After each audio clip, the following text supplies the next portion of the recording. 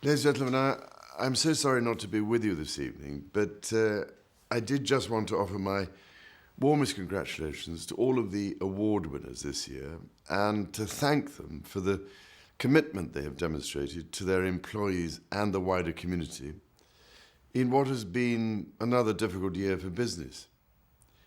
I know that the judges of this year's awards have been particularly impressed by the continued commitment of so many businesses to this agenda, despite the obvious temptation to pull back and retrench while we wait for the economic uncertainty that surrounds every company, to subside. Of course, I suppose we shouldn't really be surprised by this. I've been president of business in the community for some 27 years now, and have seen it through years of plenty and years of dearth. Yet every year, the organisation has attracted far-sighted business leaders who are willing to work with me to address some of the toughest issues in society. I know that they do this because they understand the clear business reasons for action.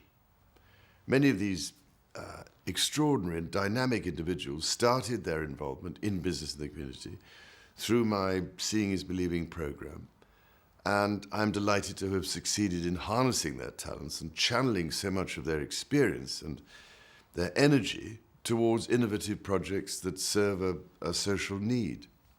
The ambassadors I've chosen to recognize this year have all demonstrated that leadership and truly represent all that is best about business, about the business community. However, while the role involves recognition of their achievements, it is also, I'm afraid, something of a responsibility.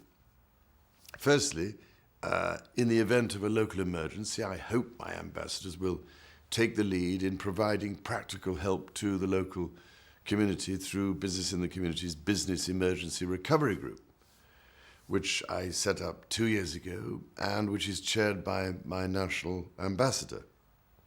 Once again, last summer, Berg proved its worth by helping individuals and businesses affected by the riots. We all pray it won't be needed, but knowing that there is a senior business leader in every region prepared to step up to the plate in the event of an emergency is most reassuring.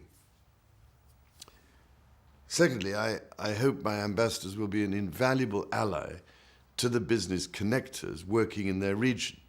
I am more and more convinced that business connecting could transform the way in which we develop corporate community partnerships in the United Kingdom. But these connectors will still need support, and knowing that they can call on the convening power of my most senior regional business ambassadors will only strengthen them in all they do. Ladies and gentlemen, I am delighted to announce that my new ambassador for the South East will be Hugh Davies, Chief Financial Officer and Company Secretary at Wates Group. As with so many of my regional ambassadors, Hugh led a successful Seeing is Believing visit last year on the challenges faced by young people, by families and people with disabilities in deprived communities. The visit examined how businesses and community groups can work together to make a real difference to people's lives. Wates Group, and Hugh in particular, has been a great supporter and champion of the business class program, through which businesses are offering strategic, sustained support to schools where and when they need it most.